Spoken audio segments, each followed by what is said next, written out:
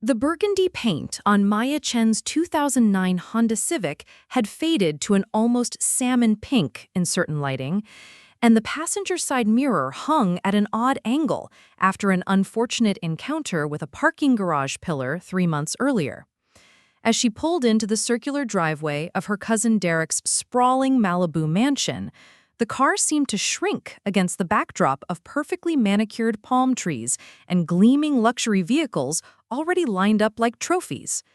Before we jump back in, tell us where you're tuning in from, and if this story touches you, make sure you're subscribed, because tomorrow I've saved something extra special for you. Maya had always been the family outlier, the one who chose practical over pretty, substance over style. At 28, she had built a life that made perfect sense to her, but left her extended family perpetually concerned about her choices. While her cousins climbed corporate ladders and accumulated designer handbags, Maya had spent the last 6 years living in a modest studio apartment in Silver Lake, driving her reliable Honda, and apparently wasting her Stanford computer science degree on a series of what her family viewed as questionable startup ventures. The Chen family had emigrated from Taiwan when Maya's father was 12, and the pursuit of visible success had become embedded in their family DNA. Her uncle Richard, Derek's father, had built a small fortune in commercial real estate development across Southern California. The family compound in Malibu served as the unofficial headquarters for their quarterly gatherings, where achievements were measured in square footage, vehicle price tags, and the prestige of one's zip code. Derek, 3 years older than Maya and the undisputed golden child of their generation, had followed the prescribed path to perfection. After graduating from USC with an MBA, he had joined his father's company and quickly proven himself adept at both deal-making and deal-flaunting. His social media presence was a carefully curated gallery of luxury experiences, from wine tastings in Napa to skiing in Aspen, each post designed to broadcast his ascending status. Maya remembered when they had been close as children, spending summers together at their grandmother's house in San Gabriel, building elaborate Lego cities and dreaming up fantastical business ideas. But somewhere around high school, their paths had diverged dramatically. Derek had embraced the family expectation of conspicuous success, while Maya had chosen a more unconventional route that her relatives found increasingly difficult to understand or support. The tension had been building for years through seemingly casual comments at family dinners. Maya's grandmother would pat her hands sympathetically and ask when she planned to find a stable job with benefits. Her Aunt Linda would suggest that maybe it was time to consider a graduate school or a more traditional career path. Derek, meanwhile, would regale the table with stories of his latest property acquisition or the celebrity he had met at an exclusive charity gala. The criticism had evolved from gentle concern to barely concealed disappointment. When Maya's last startup had folded 18 months earlier, Derek had cornered her at their cousin Jennifer's wedding reception with what he called some hard truths about her career choices. "I'm saying this because I care about you," he had said, straightening his custom-tailored tuxedo as they stood near the dessert table. "But you're almost 30 and you're still playing around with these tech fantasies. Dad could probably get you an entry-level position at the company. Nothing glamorous, but it would be steady income and a path forward." Maya had politely declined, explaining that she was already working on something new, something promising. Derek's expression had shifted from concern to frustration. "Maya, I drive a car that costs more than you probably make in a year. I own a condo in Manhattan Beach that's tripled in value since I bought it. I'm not saying this to brag, but to help you understand that there's a right way and a wrong way to build wealth in this country. Your approach isn't working." She smiled and excused herself to find the restroom, but Derek's words had stung more than she cared to admit. Not because she doubted her choices, but because she realized how completely her family misunderstood her situation. The gap between their perception and her reality had grown so wide that she wasn't sure how to bridge it anymore. The Honda's engine made a slightly concerning rattling sound as Maya turned it off in Derek's driveway. She had noticed the noise for the past few weeks but hadn't bothered to investigate. The car had been serving her faithfully for 7 years, requiring nothing more than regular oil changes and the occasional repair. It was transportation, nothing more, and it had never let her down when she needed to get somewhere important. As she gathered her purse and the bottle of wine that she had brought for the celebration, she caught sight of herself in the rearview mirror.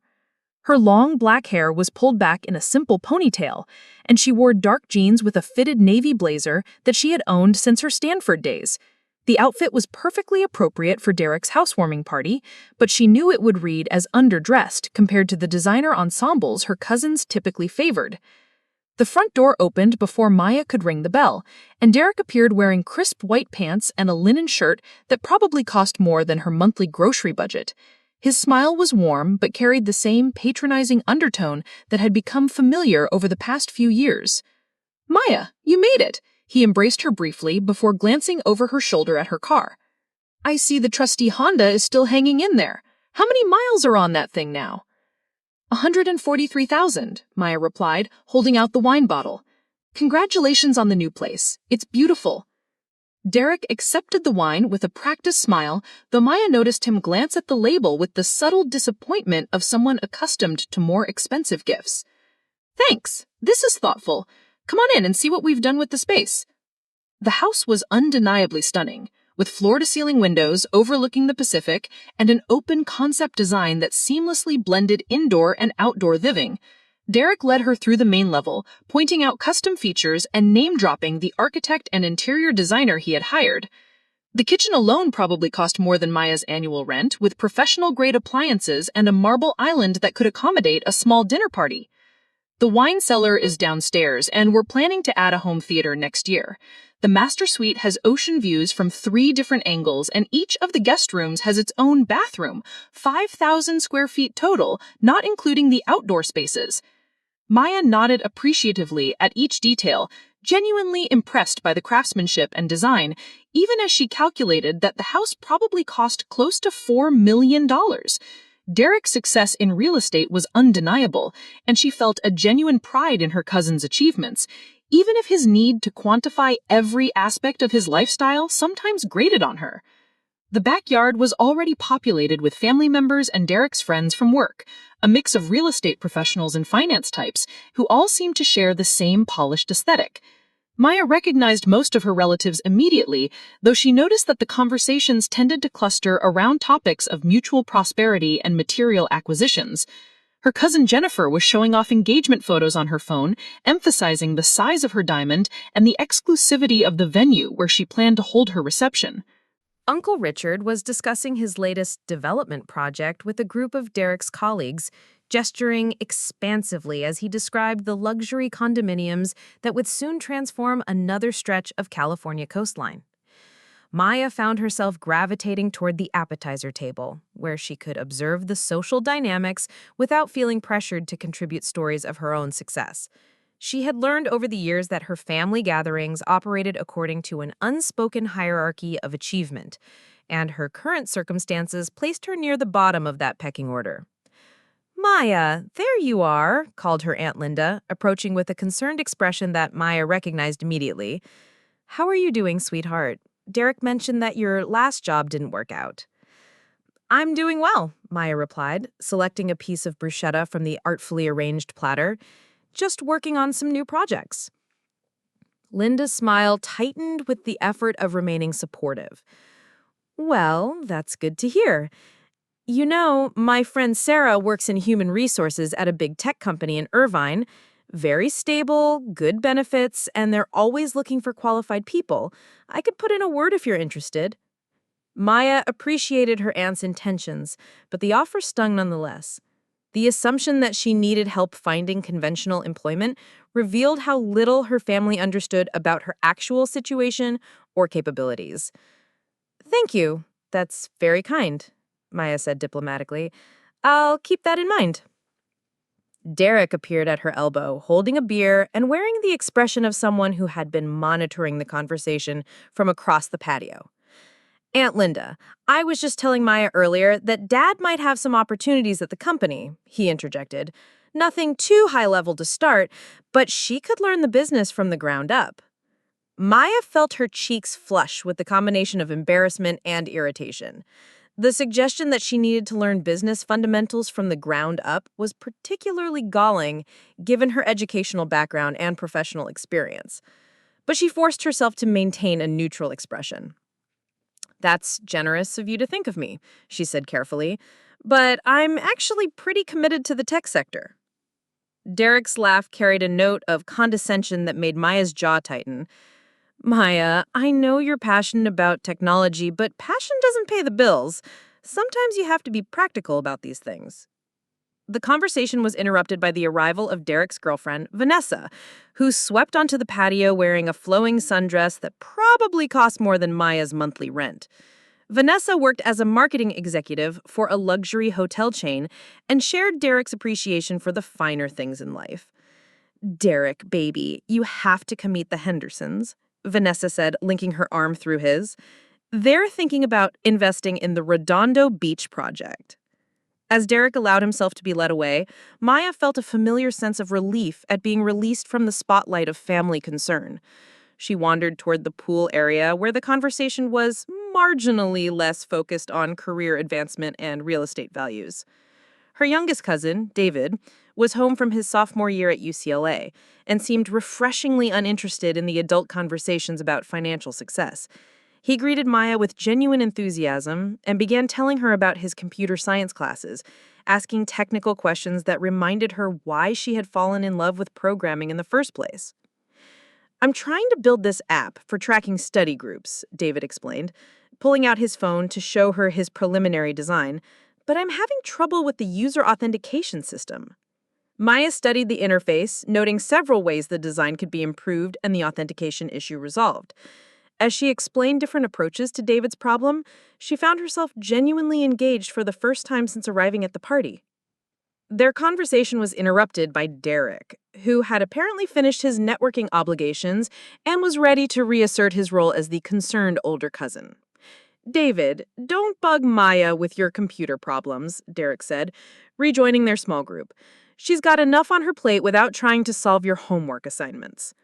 Maya bristled at the dismissive tone, but tried to keep her voice level. "Actually, it's an interesting challenge. David's building something that could be really useful for students." Derek waved away her response with the casual authority of someone accustomed to having his opinions accepted without question. "Sure, but let's be realistic about the market for student apps. There are thousands of them already, and most of them never make any money." The implied criticism of Maya's career choices was clear, and she felt her patience finally reaching its limit. David looked uncomfortable, clearly sensing the tension between her older cousins. "Some of the most successful companies in the world started as college projects," Maya said quietly. "And for every Facebook, there are 10,000 failed startups." "Derek, I'm not trying to discourage innovation, but you have to understand that real wealth comes from proven business models, not from chasing the latest tech trend." The conversation might have escalated further, but Vanessa reappeared with the news that dinner was being served. The group moved toward the outdoor dining area where Derek had arranged for a catering service to provide what he described as a farm-to-table experience featuring locally sourced ingredients. Maya found herself seated between David and her Uncle Richard, who immediately began regaling the table with stories from his latest property development. The conversation flowed from real estate to investments to luxury travel, with each family member contributing updates on their material progress. When the attention inevitably turned to Maya, the questions came with the familiar mixture of concern and barely concealed disappointment. "So, what exactly are you working on now?" asked Cousin Jennifer, her tone suggesting that she was merely fulfilling a social obligation to show interest. Maya considered her options. She could provide a vague answer that would allow the conversation to move on to more comfortable topics, or she could attempt to explain her current project in terms that her family might understand and appreciate. "I'm developing artificial intelligence applications for financial services," she said, choosing her words carefully. The table showed polite interest, though Maya could see that most of her relatives were struggling to understand what that actually meant or why it might be as significant. Derek leaned forward with the expression of someone preparing to offer helpful guidance. "That sounds very technical, Maya, but who's your target market? Do you have any actual clients yet?" The question was fair, but the tone suggested that Derek had already decided that the answer would confirm his assessment of Maya's impractical career choices. "I'm still in the development phase," Maya replied, which was technically true, though incomplete. Uncle Richard nodded sympathetically. "The tech industry is very competitive, Maya. It's good to have ambitious goals, but you also need to think about your long-term financial security." Maya felt the familiar weight of family expectations settling around her shoulders. These conversations had become ritualistic over the past few years, with her relatives taking turns expressing concern about her unconventional path while offering suggestions for more traditional career alternatives. The dinner continued with Derek regaling the table with stories from his latest business trip to New York, where he had apparently closed a significant deal and celebrated at several exclusive restaurants. Vanessa contributed anecdotes about her recent promotion and the luxury spa weekend they were planning to celebrate. As the evening progressed, Maya found herself increasingly conscious of how her own life story would sound in comparison. No recent promotions to announce, no expensive vacations to describe, no material acquisitions to display. From the outside, her life probably did look like a series of failed attempts to achieve the kind of success that her family valued and understood. The party wound down around 10 o'clock, with guests gradually departing and promising to stay in touch. Maya helped Derek and Vanessa clear the outdoor dining area, grateful for a task that didn't require conversation about her career prospects. As she prepared to leave, Derek walked her to her car, clearly intent on continuing their earlier conversation. "Maya, I hope you know that everything I said tonight comes from a place of caring," he began, leaning against the Honda's passenger door. "We're family, and I want to see you succeed." Maya unlocked her car and tossed her purse onto the passenger seat. "I appreciate that, Derek. I really do. I just think you're limiting yourself by staying in the startup world. You're brilliant, you have a great education, and you could probably land a senior position at any major tech company if you applied yourself in that direction." The suggestion that she hadn't been applying herself was particularly stinging, but Maya forced herself to remain calm. "I like what I'm doing," she said simply. Derek sighed with the exasperation of someone who felt his good advice was being wasted. "Maya, you're driving a car that's older than some of my employees. You're living in a studio apartment in Silver Lake. At some point, you have to ask yourself whether your approach is actually working." Maya started the Honda's engine, which responded with its characteristic rattle. "Thanks for dinner, Derek. The house is beautiful." As she backed out of the driveway, Maya caught sight of Derek in her rearview mirror standing beside his gleaming BMW with an expression of frustration and genuine concern.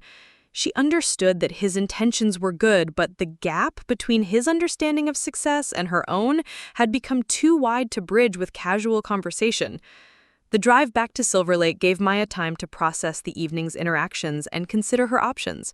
She could continue attending family gatherings and enduring the well-intentioned criticism, or she could begin setting boundaries around these conversations. Neither option felt entirely satisfactory, but the status quo was becoming increasingly difficult to maintain.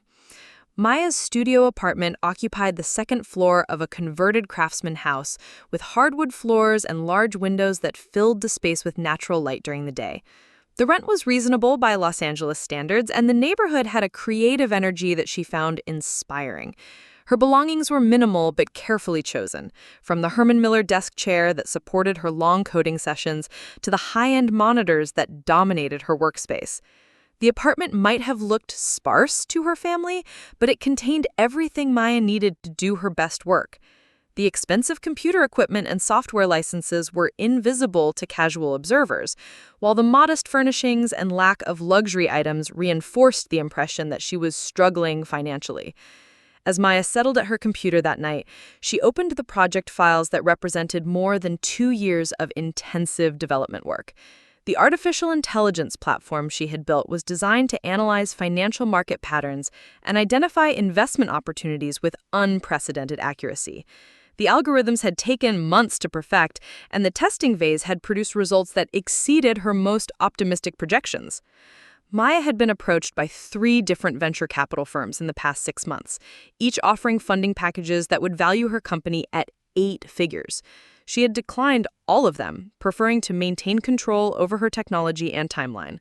The decision to bootstrap her development rather than accept external investment had been deliberate, even though it meant living modestly while she perfected her product. Her phone buzzed with a text message from David, thanking her for the help with his authentication problem and asking if she would be willing to look at his code more thoroughly. Maya smiled at his enthusiasm and typed back a positive response. At least one member of her family appreciated her technical expertise. The irony of her situation wasn't lost on Maya. While her relatives worried about her financial stability, she was sitting on intellectual property that could potentially transform her life overnight.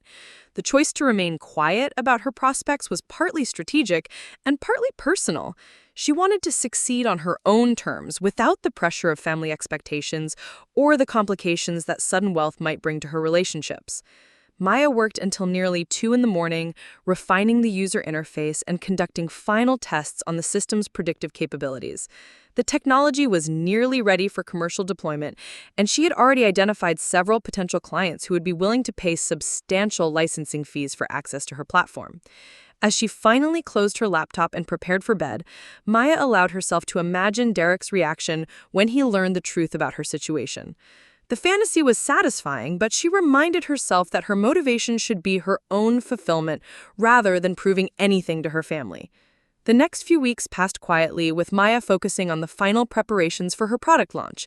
She had scheduled a presentation with a major investment bank for the following month, and the preliminary discussions had been extremely promising. The bank's quantitative analysts had been impressed by her system's backtesting results and were eager to see a live demonstration. Maya's routine during this period was simple and focused. She worked from her apartment most days, occasionally meeting with potential clients or advisors at coffee shops around the city. Her social life was limited, partly by choice and partly by circumstance.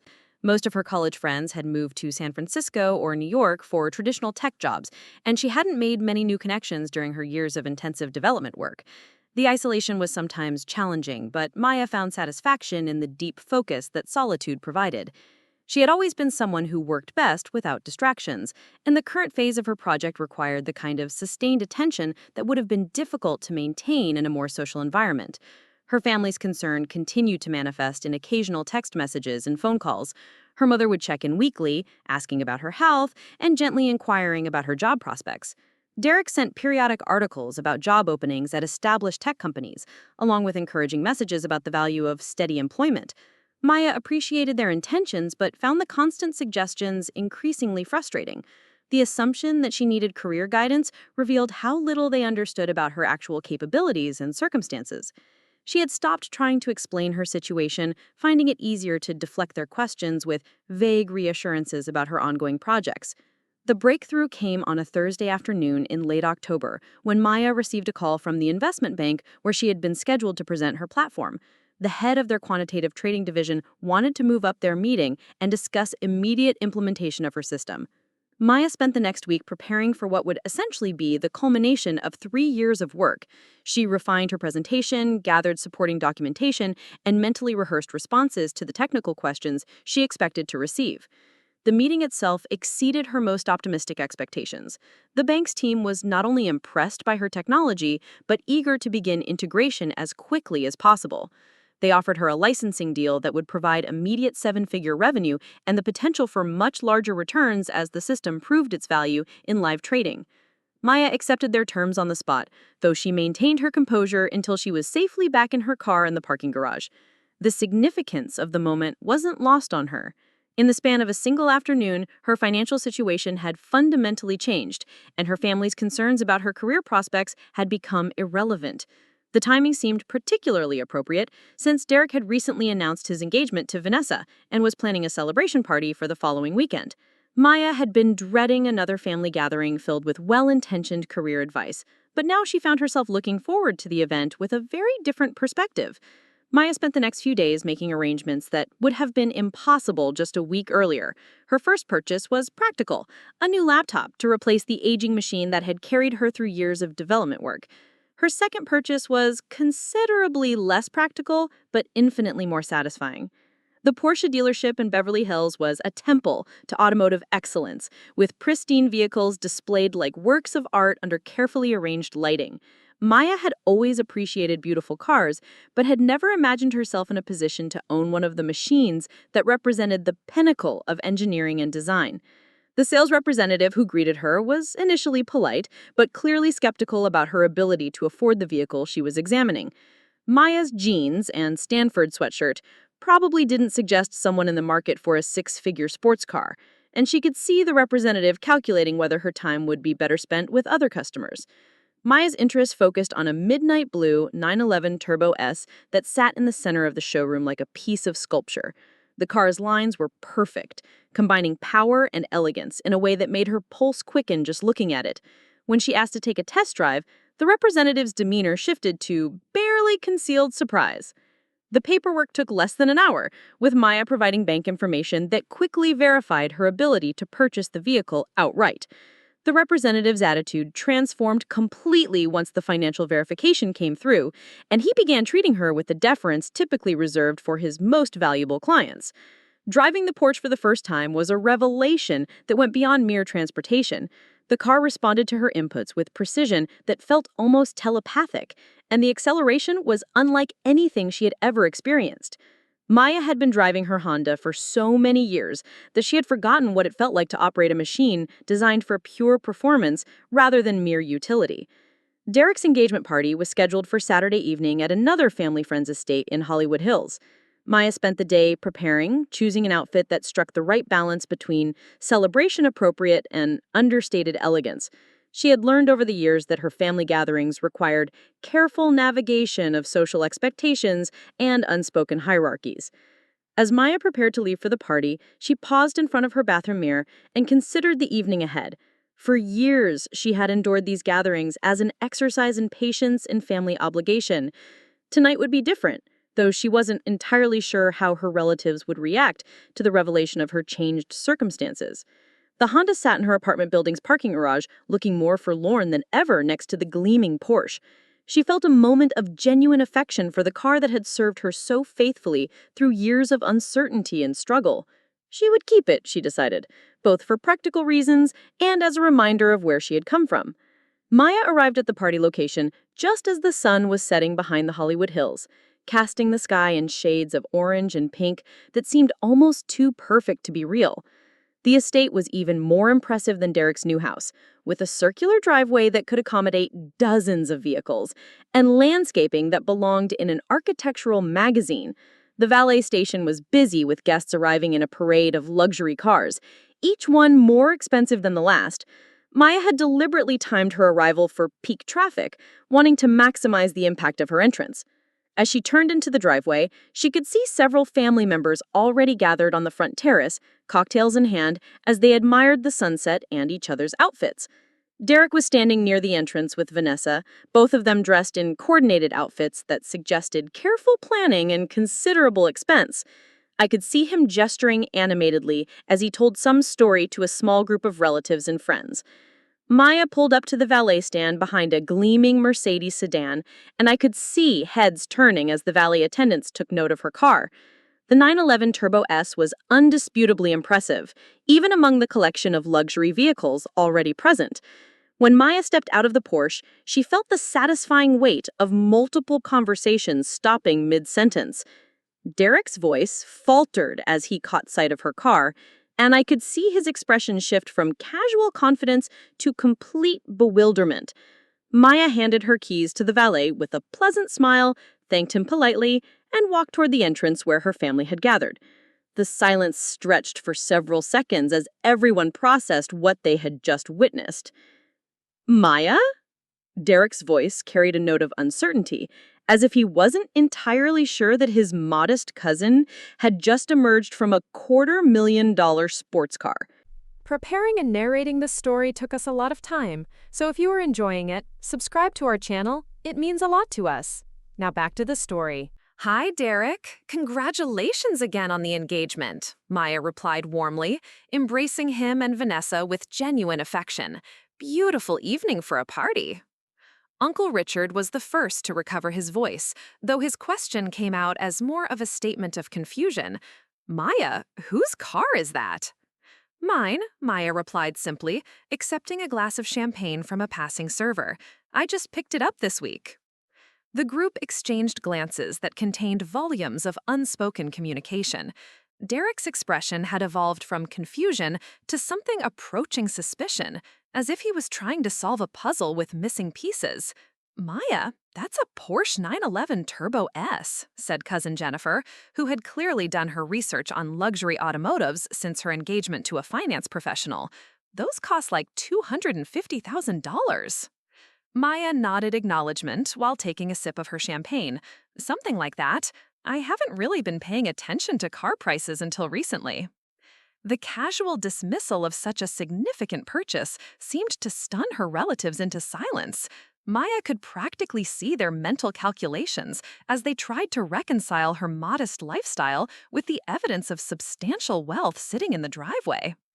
Derek found his voice first, though it carried an edge of strain that suggested he was struggling to maintain his composure.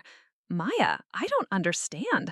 Last month you were talking about working on some AI project, and now you're driving a car that costs more than most people's houses? The project worked out better than expected, Maya replied with studied nonchalance. Vanessa leaned forward with the intensity of someone demanding clarity on a matter of critical importance. What do you mean it worked out? Did you win the lottery or something? Maya laughed at the suggestion, finding genuine humor in the idea that her success was a matter of chance rather than years of careful planning and execution. Not exactly. I sold some technology to a financial services company. The licensing deal was pretty good. The understatement hung in the air like a challenge to her family's assumptions about her capabilities and prospects. Maya could see Derek's face cycling through a range of emotions, from confusion to realization to something that might have been embarrassment. Uncle Richard, ever the businessman, was the first to ask the practical questions. How good are we talking about, Maya? Because that car suggests we're talking about serious money. Maya considered her response carefully. She had no desire to provide a detailed accounting of her financial situation, but the gap between her family's perception and reality was too wide to bridge with vague explanations. Serious enough, she said finally. The initial licensing fee was 8 figures, and the ongoing royalties should be substantially higher. The words seemed to land with physical impact, causing visible reactions from everyone in the group. Derek's mouth actually fell open, while Vanessa looked like she was trying to recalibrate her entire understanding of the social dynamics within the family. 8 figures, Derek repeated, his voice barely above a whisper. Maya, that means you made at least $10 million? Maya shrugged with the casual indifference of someone for whom such numbers had become routine rather than life-changing. The initial payment was $12 million, but that's just the beginning. If the system performs as expected, the long-term value could be much higher. The silence that followed was profound, broken only by the distant sound of other party guests enjoying their cocktails and conversations. Maya's relatives seemed to be struggling with the fundamental revision of assumptions that her revelation required. Jennifer was the first to find her voice, though it came out as something closer to a croak. Maya, you're saying you're a multi-millionaire? I'm saying I'm comfortable, Maya replied, deliberately understating her situation. The car seemed like a reasonable way to celebrate closing the deal. Derek had been staring at the Porsche throughout the conversation, and Maya could see him mentally reviewing every interaction they'd had over the past several years. The weight of his condescending advice and concerned suggestions was clearly settling on him in a way that was both uncomfortable and enlightening. Maya, I don't know what to say, he began, his voice carrying a note of genuine distress. I've been giving you career advice and suggesting entry-level jobs, and you were sitting on technology worth tens of millions of dollars? The pain in his voice was real, and Maya felt a surge of sympathy for her cousin, despite the years of dismissive treatment. Derek's need to be the family success story had been driven by genuine insecurity, and learning that his struggling cousin was actually far more successful than he had imagined was clearly challenging his sense of identity. You didn't know, Maya said gently. I chose not to talk about it while I was still developing the system. It seemed easier that way. Vanessa stepped forward with the kind of focused intensity that suggested her mind was working rapidly to process this new information and its implications for her own social standing. Maya, when you say long-term value, what exactly are you talking about? She asked. Because if this system is really as valuable as you're suggesting, we're not just talking about one successful deal, are we? Maya appreciated Vanessa's directness, even if her motivations were transparently self-interested. The licensing deal I signed gives me a percentage of the profits generated by trades using my algorithms. If the system performs as well in live trading as it did in testing, the annual royalties could be quite substantial. How substantial? Uncle Richard asked, his business instincts overriding his shock at his niece's transformation from family disappointment to financial prodigy. Maya paused, considering how much detail to provide. The truth was that her conservative projections suggested annual royalties in the range of $50 to $100 million, assuming the system maintained its testing performance in real market conditions. Substantial enough that I won't need to worry about employment for the foreseeable future, she said diplomatically. Derek had been silent during this exchange, clearly struggling to process the magnitude of his misjudgment about Maya's situation. When he finally spoke, his voice carried a mixture of admiration and regret. Maya, I owe you an apology. Actually, I owe you several apologies. I've been treating you like you needed my help when you were actually building something incredible. Maya felt the anger she had carried toward Derek begin to dissolve, replaced with genuine sympathy for his obvious distress. Derek, you were trying to be supportive in the way that made sense to you. I understand that. No, you don't understand, Derek insisted, his composure finally cracking. I was embarrassed by you. I was embarrassed by your car and your apartment and what I thought was your failure to launch. I actually told people that my cousin was struggling and couldn't figure out how to build a career. The admission hung between them like a confession that demanded some form of absolution. Maya could see the genuine pain in Derek's expression and realized that her success was forcing him to confront not just his misjudgment of her situation, but his own insecurities about status and achievement. Derek, we all make assumptions about each other, Maya said softly. The important thing is that we're family, and we care about each other even when we don't understand each other. The conversation was interrupted by the arrival of other party guests who had noticed the gathering and the obvious tension in the group. Maya found herself grateful for the distraction as the emotional intensity of Derek's realization was becoming difficult to navigate. Over the next hour, word of Maya's transformation spread through the party with the speed of wildfire through dry grass. Conversations stopped mid-sentence as people absorbed the news that the family's perceived underachiever had actually achieved success beyond most people's wildest dreams. Maya found herself at the center of attention in a way that was both flattering and overwhelming. Relatives who had barely acknowledged her at previous gatherings now sought her out for extended conversations about her technology and its applications. The tone of these interactions was markedly different from the concerned advice-giving that had characterized her family relationships for years.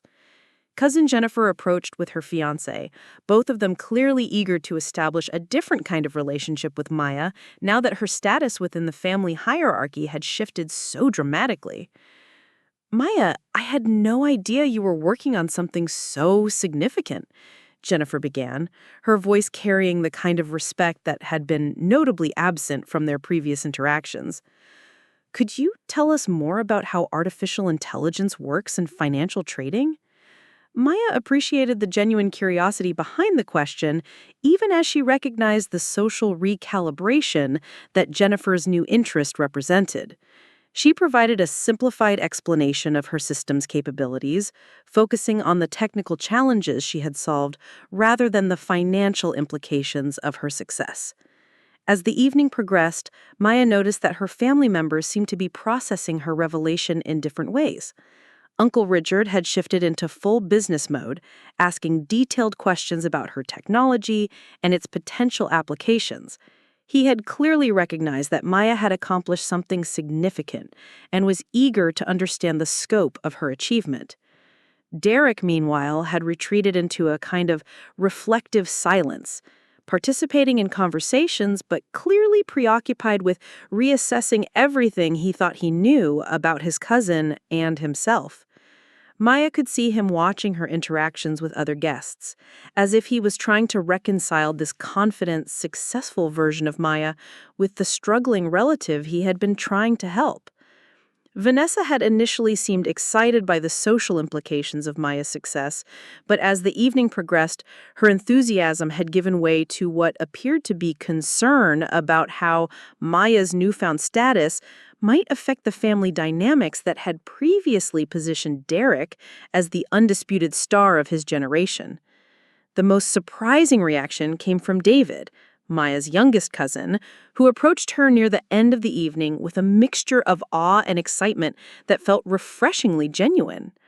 "Maya, this is incredible," he said, his enthusiasm untempered by the complex social calculations that seemed to be occupying the older relatives.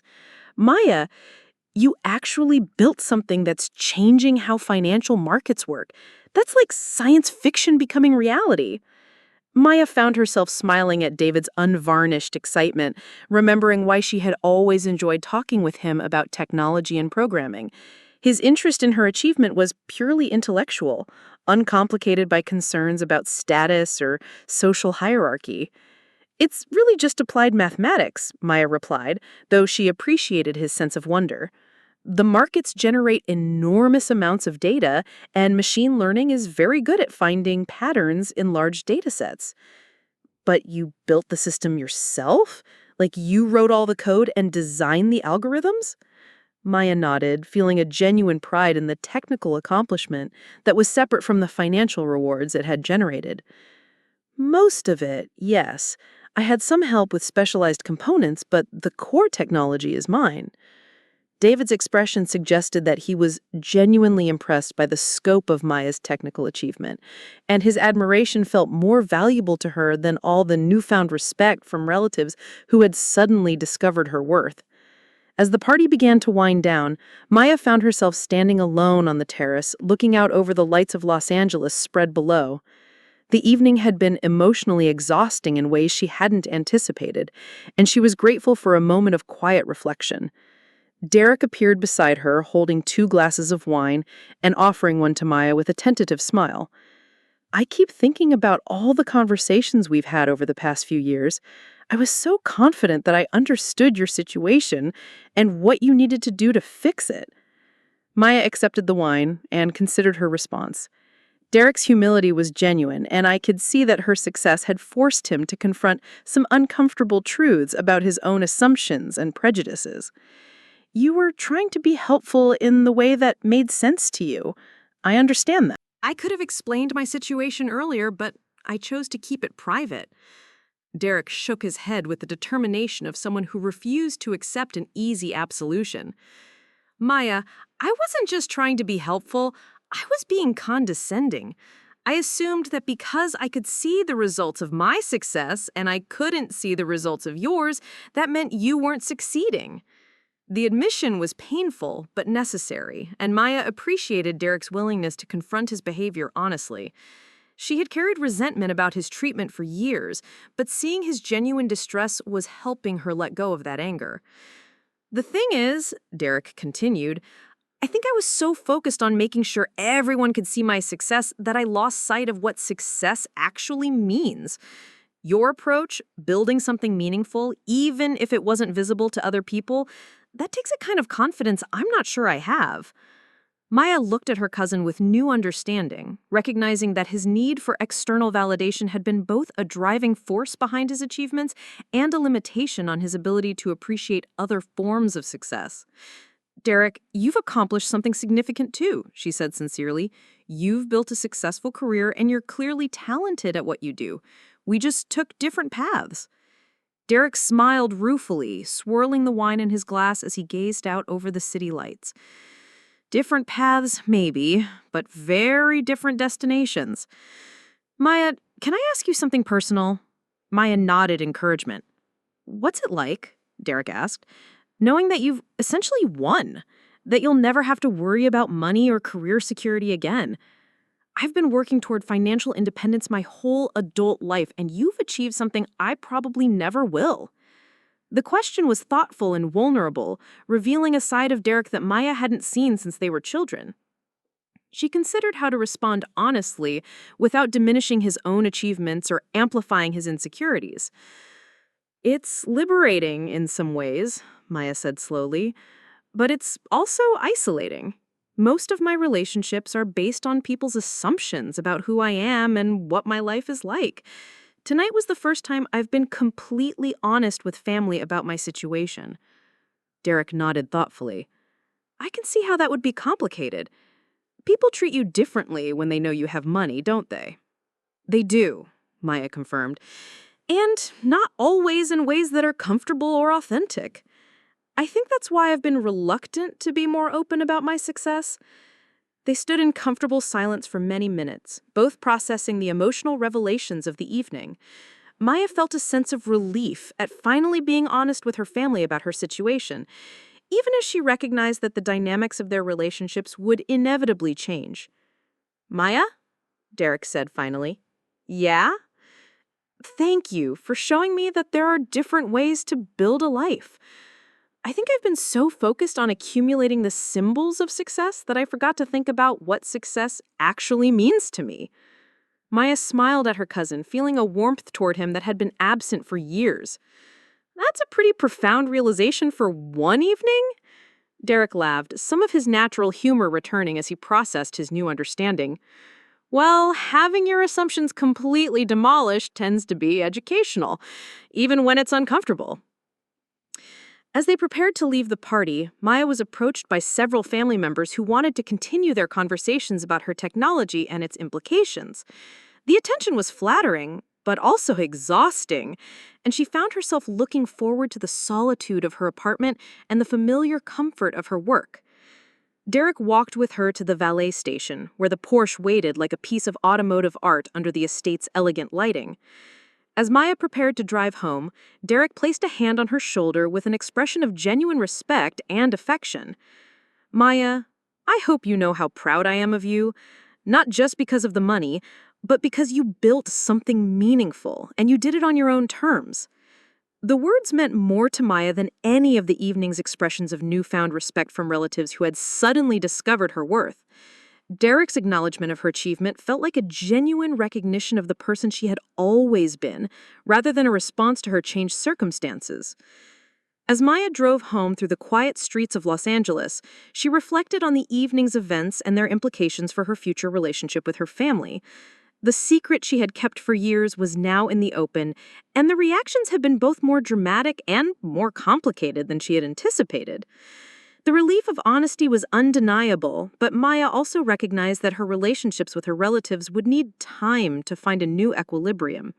The dynamics and assumptions that had defined their interactions for years had been fundamentally altered, and everyone would need to adjust to this new reality. Maya's phone buzzed with text messages as she drove, family members continuing conversations from the party and expressing their amazement at her transformation. She would respond to them later, after she had time to process the emotional intensity of the evening. As she pulled into her apartment building's parking garage, Maya felt a sense of completion that went beyond the financial success she had achieved. For the first time in years, her family saw her as she actually was, rather than as they assumed her to be. The journey from misunderstood relative to family success story was more complex and emotional than she had expected, but it had also been necessary for her relationships to move forward authentically. Maya parked the Porsche next to her faithful Honda, the contrast between the vehicles serving as a perfect metaphor for the transformation she had undergone. Both cars had their place in her life, representing different phases of her journey and different aspects of her identity. As she climbed the stairs to her apartment, Maya smiled at the thought of Derek's expression when he had first seen her car. The evening had been a revelation for both of them, forcing them to confront assumptions and stereotypes that had shaped their relationship for years. Tomorrow would bring new challenges and opportunities, but tonight Maya felt the satisfaction of finally being seen clearly by the people who mattered most to her. The secret garage had been replaced by an open conversation, and the relationships that emerged from that honesty would be stronger and more authentic than what had come before. Maya settled at her computer one final time, not to work on algorithms or financial projections, but to send a message to David with some additional thoughts about his authentication project. Some things, she reflected, were more valuable than money, and the genuine connections she had rediscovered with her family tonight were definitely among them. The story of Maya's hitting success had reached its conclusion, but the story of her authentic relationships with her family was just beginning. And that, she thought as she finally turned off her laptop and prepared for bed, might prove to be the most valuable outcome of all. The 3 weeks following Derek's engagement party brought changes that Maya hadn't anticipated. Her phone had become a constant source of interruption, buzzing with messages from relatives she hadn't heard from in years. Cousin Patricia from San Diego suddenly remembered their childhood bond and wanted to discuss investment opportunities. Her second cousin, Michael, who had barely acknowledged her existence at family gatherings, was now eager to share his entrepreneurial ideas and seek her guidance. Maya found herself navigating a completely different social landscape within her own family. The reverence in her relatives' voices when they spoke to her was both flattering and unsettling. These were the same people who had spent years offering her career advice and expressing concern about her life choices, and their sudden transformation into admirers and advice seekers felt artificial. The most persistent contact came from her Aunt Linda, who had appointed herself as Maya's informal financial advisor despite having no relevant expertise. Linda called twice in the first week after the party, ostensibly to check on Maya's well-being, but actually to suggest various ways Maya might want to deploy her newfound wealth for maximum family benefit. "I've been thinking about your success, sweetheart," Linda said during their second conversation, her voice carrying the careful tone of someone approaching a delicate negotiation. "Have you considered setting up some kind of family foundation? You could help with your cousin's education expenses, maybe contribute to some community projects. It would be such a wonderful way to share your blessings." Maya recognized the suggestion for what it was, a carefully worded request for financial assistance disguised as philanthropic advice. The assumption that her wealth should naturally flow toward family members who had previously dismissed her choices rankled more than she cared to admit. "I'm still figuring out my long-term plans," Maya replied diplomatically. "The tax implications of sudden wealth are pretty complex, so I'm working with some professionals to understand my options." Linda's disappointment was audible, even through the phone. "Of course, dear. I just thought you might want to consider the family as you make those decisions. Derek mentioned that you're quite generous with your scholarship program." The conversation left Maya feeling drained and slightly resentful. The speed with which her family's attitude had shifted from concern to expectation was remarkable and revealing. People who had questioned her judgment for years now seemed to assume that her financial success gave them a claim on her resources. Derek, to his credit, had taken a different approach. Rather than seeking financial benefit from Maya's situation, he seemed genuinely focused on understanding how his perceptions had been so wrong for so long. He had called 3 days after the party to invite Maya to lunch, not to discuss business opportunities, but to continue their conversation about success and authenticity. They met at a small cafe in Santa Monica, far from the usual venues where Derek conducted his professional networking. Maya arrived in her Honda, having deliberately chosen her practical car over the Porsche to signal that their relationship should be based on something other than her newfound status. Derek was already seated when she arrived, looking more casual than she had seen him in years. He wore jeans and a simple button-down shirt, and his usual carefully styled appearance had been replaced by something more relaxed and genuine. "I've been doing a lot of thinking since the party," Derek began after they had ordered their food. "About the assumptions I made about you, but also about the assumptions I've been making about myself and what matters in life." Maya appreciated his introspective mood, but was curious about where the conversation would lead. Derek had always been someone who processed emotions through action rather than reflection, and this contemplative version of her cousin was relatively new. "What kind of assumptions?" Maya asked, settling back in her chair with her coffee. Derek paused, clearly choosing his words carefully. I think I've been measuring my worth by external validation for so long that I forgot to ask whether I was actually happy with my choices. The career, the lifestyle, even the relationship with Vanessa. Everything was about proving something to other people rather than building something meaningful for myself. The admission surprised Maya with the depth and honesty. Derek had always seemed confident in his choices, even when those choices seemed driven by status anxiety rather than genuine preference. Are you saying you're not happy with your life? Maya asked. Derek considered the question while absently stirring sugar into his coffee. I'm saying I'm not sure I know what would make me happy. I've been so focused on achieving the things I thought I was supposed to want that I never really examined whether I actually wanted them. Maya recognized the existential uncertainty in Derek's voice, the confusion that came from realizing that a carefully constructed life might not align with personal values or desires. She had experienced something similar during her own years of family pressure, though she had been fortunate enough to maintain clarity about her own priorities throughout that period. What would you do differently if you could start over? Maya asked. Derek's answer came more quickly than she expected, suggesting that he had already given the question considerable thought. I think I'd focus more on building something meaningful rather than just accumulating wealth and status symbols. Maybe I'd look for ways to use my skills in real estate to address housing problems rather than just maximizing profit margins. I'd definitely be more honest with people about my struggles instead of pretending that success comes easily. Maya was struck by the sincerity of Derek's response and the evidence of genuine self-reflection it represented. The conversation continued for nearly 2 hours, ranging from childhood memories to career aspirations to questions about purpose and fulfillment that neither of them had fully resolved. As they prepared to leave the cafe, Derek hesitated before asking a question that seemed to have been weighing on his mind throughout their conversation. Maya, can I ask you something about your success? I promise this isn't about wanting investment advice or anything like that. Maya nodded encouragement. How did you know your technology would work? I mean, you spent years developing something without any guarantee that it would be valuable or that anyone would want to buy it. That takes a kind of faith I'm not sure I understand. The question touched on something Maya had rarely discussed with anyone: the psychological challenges of pursuing a long-term project without external validation or guaranteed outcomes. I didn't know it would work, Maya replied honestly.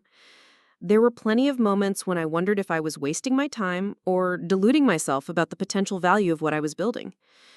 Derek leaned forward with genuine curiosity. What kept you going during those moments? Maya paused to consider her answer carefully. The question went to the heart of what had sustained her through years of family skepticism and professional uncertainty. I think it was partly stubbornness and partly genuine belief in the technology, she said finally. But mostly it was the recognition that I'd rather fail at something I cared about than succeed at something that felt meaningless to me.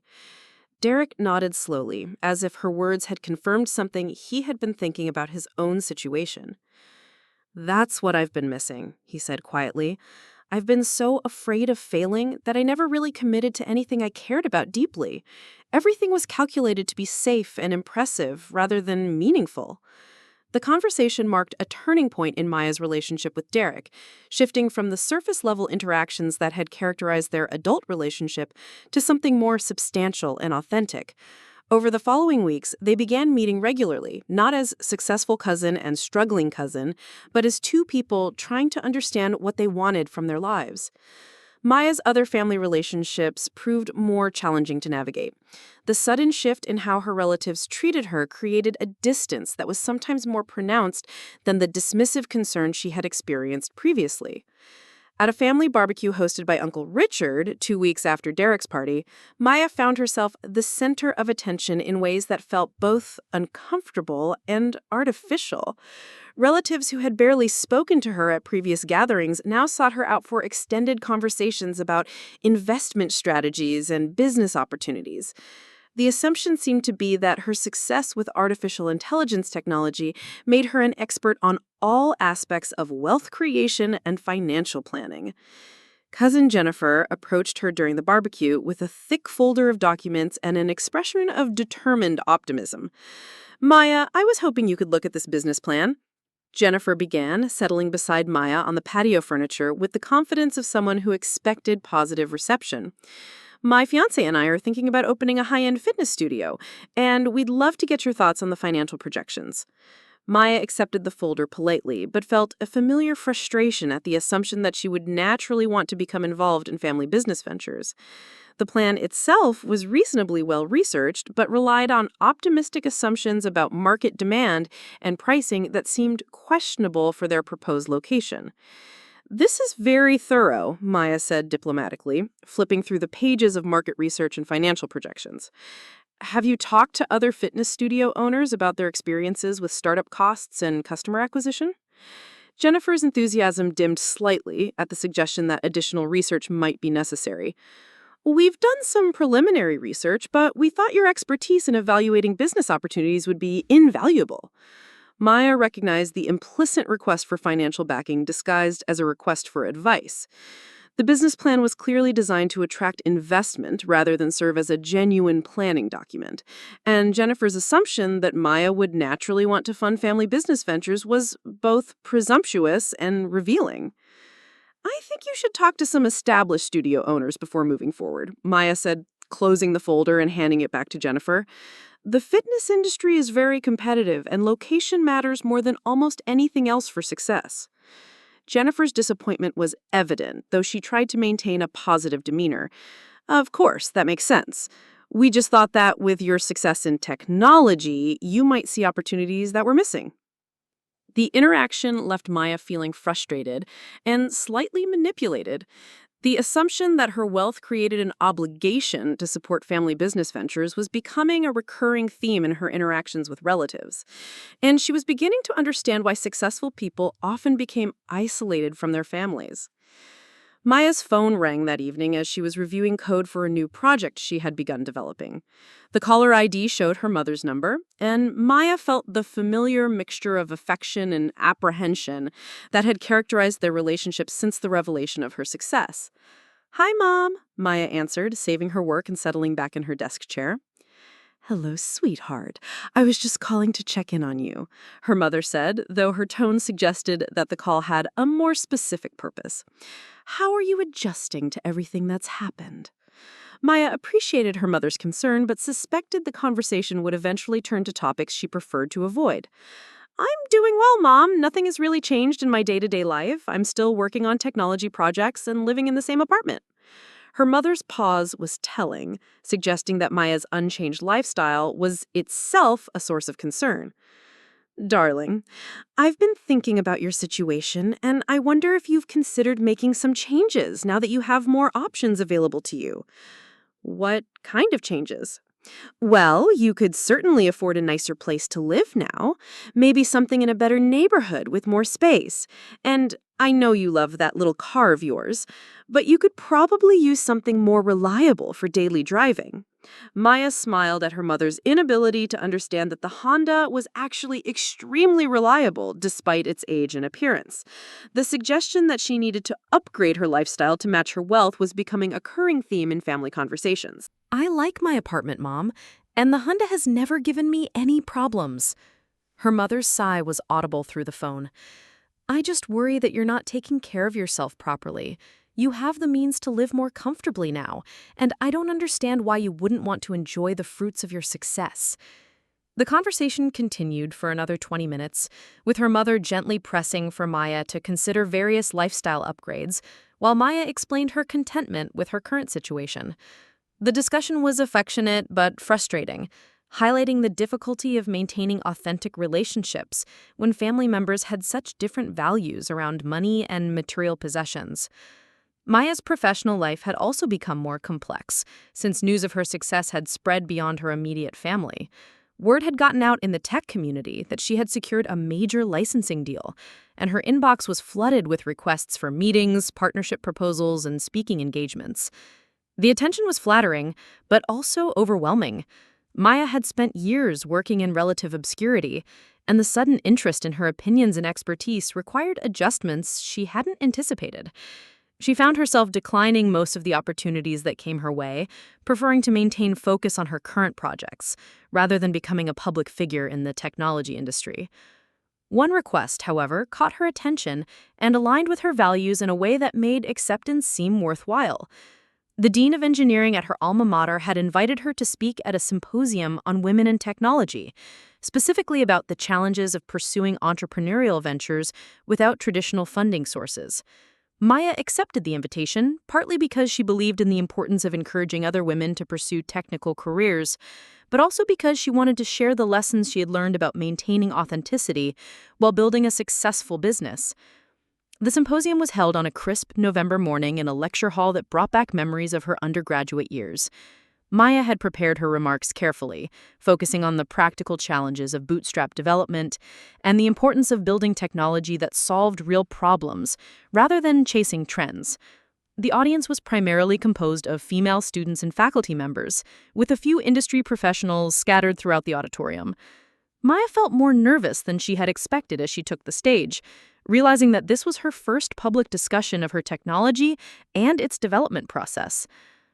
I want to start by acknowledging that my path to success was neither typical nor easily replicable. Maya began, looking out at the attentive faces in the audience. I was fortunate to have an educational background that prepared me for the technical challenges I faced, and I was willing to live very modestly for several years while I developed my technology. Maya spent the next 30 minutes describing the practical challenges of building artificial intelligence systems without the resources typically available to venture-backed startups. She discussed the importance of understanding market needs, the technical difficulties of creating robust algorithms, and the psychological challenges of persisting through periods of uncertainty and self-doubt. The question and answer session that followed was more engaging than Maya had anticipated. Students asked thoughtful questions about technical implementation details, funding strategies, and the balance between perfectionism and practical market requirements. One question, however, challenged Maya to articulate something she had never fully expressed publicly. Ms. Chen, asked a graduate student in the front row, you mentioned living modestly while developing your technology. Can you talk about how you maintained motivation when external validation was limited and family support was questionable? Maya paused, recognizing that the question touched on some of the most difficult aspects of her journey. That's an excellent question, Maya replied, and it gets to something I think is crucial for anyone pursuing unconventional paths. I had to develop internal measures of progress and success that weren't dependent on other people's understanding or approval. Maya went on to explain how she had focused on technical milestones and system performance metrics, rather than external recognition, and how she had learned to find satisfaction in solving problems, regardless of whether anyone else appreciated the complexity of those problems. The most important thing, Maya concluded, was remembering that my work had value independent of other people's ability to recognize or understand that value. That's a difficult mindset to maintain, but it's essential for pursuing projects that don't fit conventional expectations. The response from the audience was enthusiastic, with several students approaching Maya after her formal presentation to continue the conversation. Their questions were technical and practical, focusing on implementation details and career strategies rather than the financial implications of her success. Maya found these interactions refreshing after weeks of family conversations that seemed to focus exclusively on her wealth rather than her achievements. The students were interested in her technology and her problem-solving approach, treating her as an expert rather than as a source of potential funding or financial advice. As Maya drove home from the symposium, she reflected on the difference between the reception she had received from the academic community and the reactions she had encountered from her family. The students and faculty had focused on her intellectual contributions and technical accomplishments, while her relatives seemed primarily interested in the monetary outcomes of her work. The contrast highlighted a tension that Maya was still learning to navigate. Her family's new perception of her was based primarily on her wealth rather than her capabilities, while the professional community was beginning to recognize her expertise and innovation. Both forms of recognition felt incomplete in different ways. Maya's phone buzzed with a text message from Derek as she pulled into her apartment building's parking garage. He had sent a link to an article about artificial intelligence applications in financial services, along with a message expressing genuine interest in understanding her field better. The gesture was small but meaningful, representing Derek's ongoing effort to engage with Maya's ideas and interests rather than her newfound status. The relationship had continued to evolve since their conversation at the Santa Monica Cafe, with Derek making consistent efforts to engage with Maya's ideas and interests rather than her newfound status. Over the following week, Maya received several follow-up emails from students who had attended her presentation.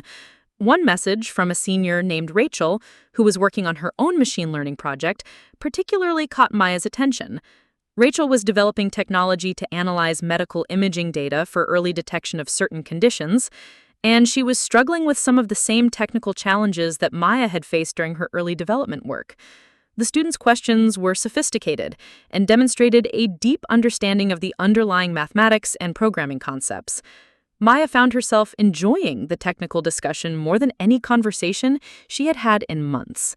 Rachel's project had genuine potential to improve medical outcomes, and her approach to problem-solving reminded Maya of her own methodology during the early stages of her financial technology development. After several email exchanges, Maya invited Rachel to meet for coffee to discuss her project in more detail.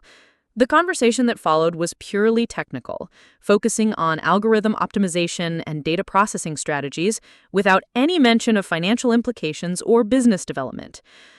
"The challenge I'm facing," Rachel explained, pulling up code samples on her laptop, "is that the imaging data is incredibly complex, and traditional classification algorithms aren't sophisticated enough to identify the subtle patterns that indicate early-stage conditions." Maya studied the code and data samples that Rachel had prepared, recognizing patterns and challenges that were familiar from her own work with financial data analysis. "Have you considered using ensemble methods to combine multiple classification approaches?" Maya asked, sketching out a potential architecture on her napkin. "Sometimes the patterns you're looking for become visible when you layer different analytic techniques." The technical discussion continued for nearly 3 hours, with Maya finding herself genuinely excited about the problem-solving challenges that Rachel's project presented. The experience reminded her why she had fallen in love with technology in the first place: the intellectual satisfaction of solving complex problems and creating systems that could accomplish things that had previously been impossible. As they prepared to leave the coffee shop, Rachel thanked Maya for her time and insights, then hesitated before asking a question that was clearly important to her. Ms. Chen, would you be willing to serve as an informal advisor on this project? I know you're incredibly busy, but I think your expertise could really help me overcome some of the technical hurdles I'm facing. Maya agreed immediately, finding the prospect of mentoring a promising student more appealing than most of the opportunities that had come her way since her success became public knowledge. Rachel's project had genuine potential for social impact, and her technical approach was sophisticated enough to warrant serious development effort. Over the following weeks, Maya began meeting with Rachel regularly to discuss technical challenges and development strategies. The mentoring relationship provided Maya with an outlet for her expertise that felt meaningful and authentic, unlike the business networking opportunities that continued to arrive in her inbox daily. Rachel's project also gave Maya a new perspective on the applications of her own expertise. While her financial technology had been successful primarily because of its profit-generating potential, Rachel's medical imaging work had the potential to save lives and improve healthcare outcomes. The comparison made Maya think about how she might want to direct her future development efforts. Maya's family relationships, meanwhile, continued to evolve in ways that were sometimes surprising. Derek had begun making more substantial changes to his lifestyle and career approach, influenced partly by his conversations with Maya and partly by his own growing dissatisfaction with status-driven decision-making. 3 weeks after their lunch conversation, Derek called Maya with news that she hadn't expected. "I've been thinking about what you said regarding building something meaningful," Derek began, his voice carrying an excitement that Maya hadn't heard in years. "I've decided to leave Dad's company and start my own development firm focused on affordable housing projects." Maya was surprised by the boldness of Derek's decision, particularly given his previous focus on luxury real estate and high-margin developments. "That's a big change," Maya said. "What prompted the decision?" Derek's explanation revealed the depth of his recent self-reflection and his genuine desire to align his professional work with his personal values.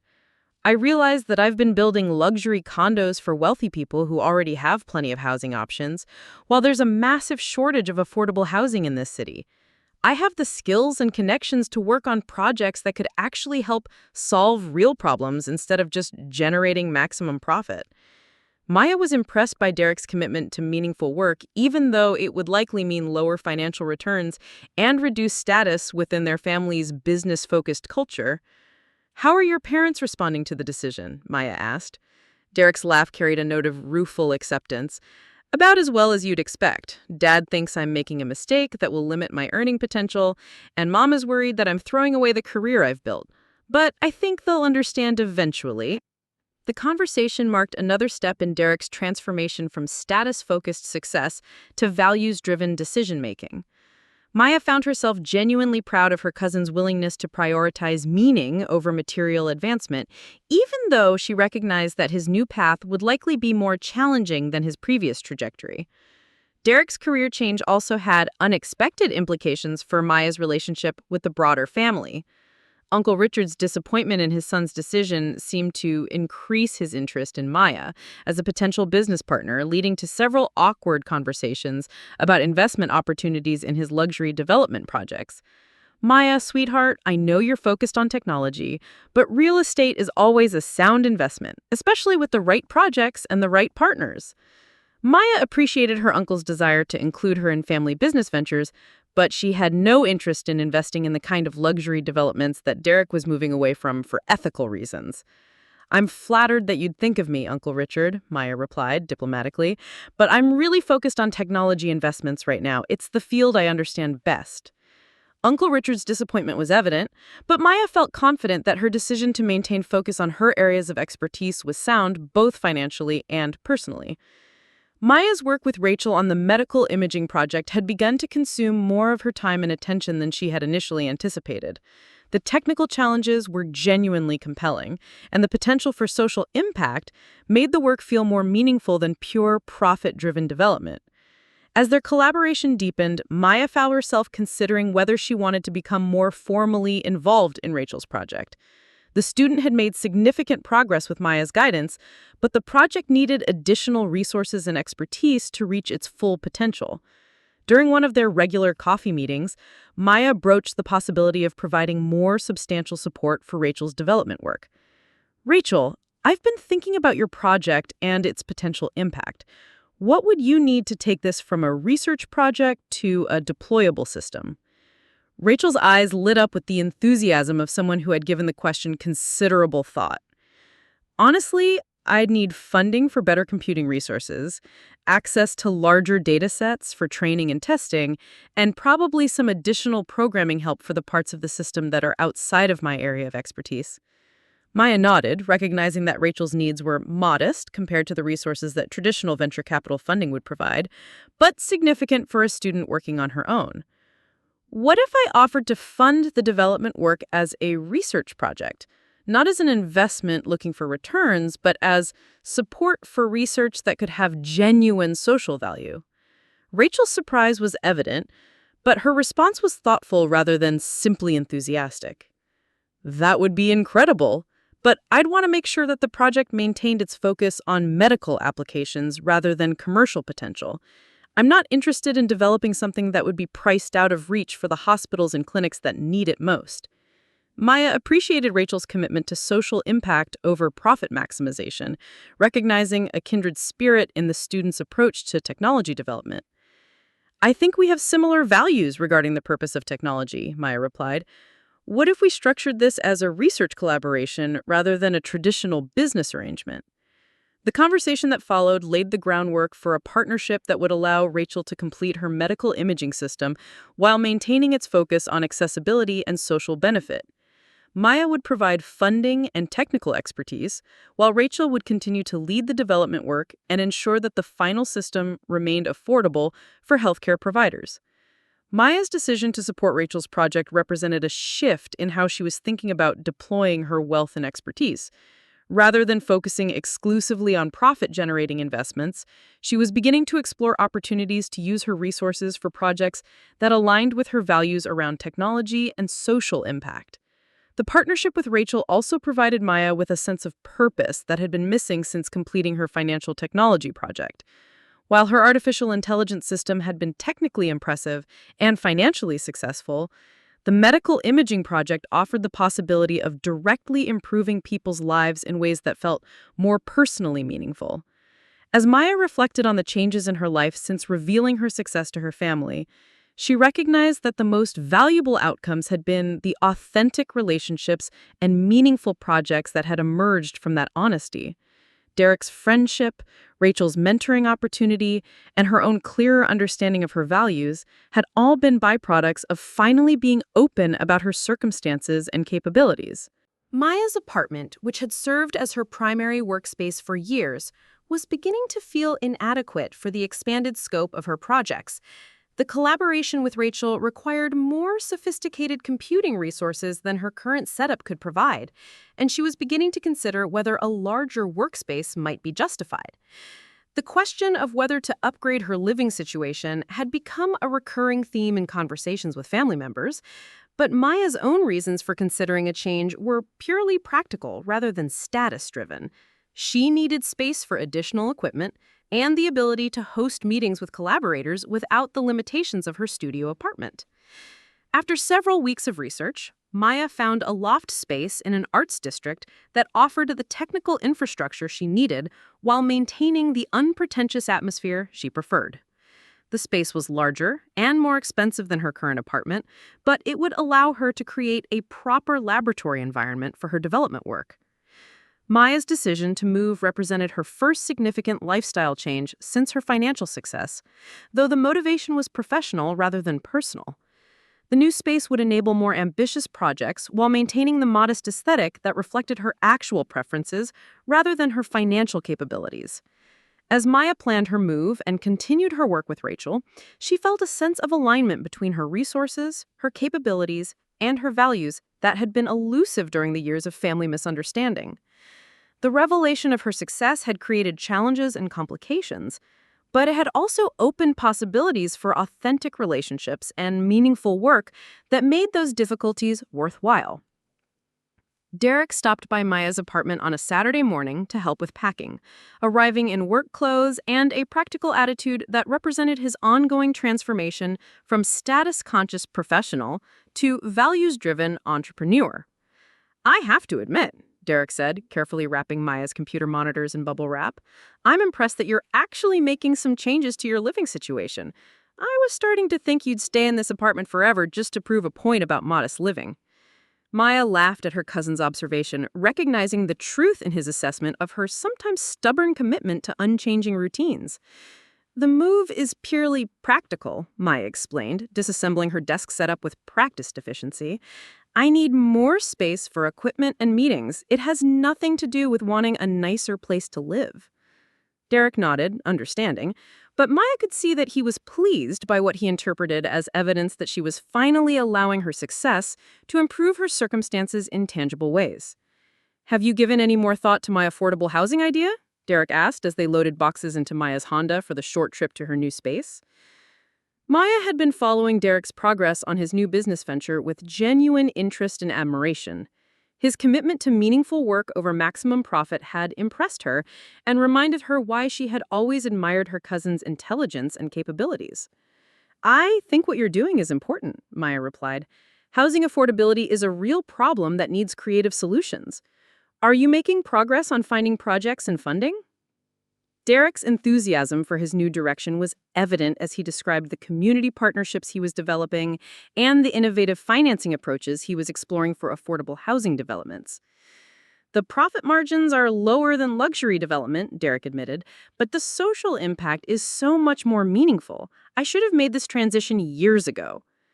As they finished loading Maya's belongings and prepared to drive to her new space, Derek paused to ask a question that had clearly been on his mind. "Maya, can I ask you something about success and satisfaction? Now that you've achieved financial security beyond most people's dreams, what motivates you to keep working? What gets you excited about new projects?" Maya considered the question as she locked her apartment door for the final time, recognizing that Derek's inquiry touched on something she had been thinking about frequently as her circumstances changed. I think the motivation now is different than it was when I was building my first system. Then, I was driven partly by the need to prove that my approach could work. Now, I'm more interested in using my capabilities to work on problems that matter. Derek nodded understanding, and Maya could see that her answer resonated with his own evolving perspective on career satisfaction and meaningful work. That's exactly what I've been discovering, Derek said. The external validation and financial rewards are nice, but they don't provide the same satisfaction as working on something you genuinely believe has value. As they drove through Los Angeles toward Maya's new workspace, both cousins reflected on how much their relationship and their understanding of success had evolved since the night of Derek's engagement party. The honesty that had begun with Maya's revelation about her financial situation had opened space for deeper conversations about purpose, satisfaction, and the alignment between personal values and professional choices. Maya's new loft space exceeded her expectations in its ability to support the kind of technical, collaborative work she was beginning to pursue. The high ceilings and open layout provided room for multiple workstations, while the building's infrastructure could support the computing and networking requirements of sophisticated development projects. Rachel joined Maya and Derek for the move-in process, eager to see the space where their medical imaging collaboration would continue. Her excitement about the technical possibilities was infectious, and Maya found herself looking forward to the expanded scope of work that the new environment would enable. This is perfect for machine learning development, Rachel said, examining the networking capabilities and power infrastructure that Maya had prioritized in her space selection. We'll be able to run much more sophisticated training processes with this setup. As the three of them arranged equipment and furniture in the new space, Maya felt a sense of satisfaction that went beyond the practical improvements the move represented. For the first time since her success had become public knowledge, she was making decisions that reflected her own priorities rather than responding to family expectations or external pressures. The new workspace represented Maya's commitment to pursuing projects that aligned with her values while using her resources to enable meaningful work rather than simply accumulating additional wealth. It was a physical manifestation of the psychological changes that had begun with her decision to be honest about her circumstances and continued with her focus on authentic relationships and impactful projects. Maya stood in the center of her loft as afternoon sunlight streamed through the large windows, feeling optimistic about the work she would accomplish in the space and the collaborations it would enable. The journey from family misunderstanding to authentic success had been more complex than she had anticipated, but it had ultimately led to opportunities for meaningful work and genuine relationships that made all the challenges worthwhile. Maya asked, already mentally calculating the additional development work that would be required to scale their system for larger hospital networks.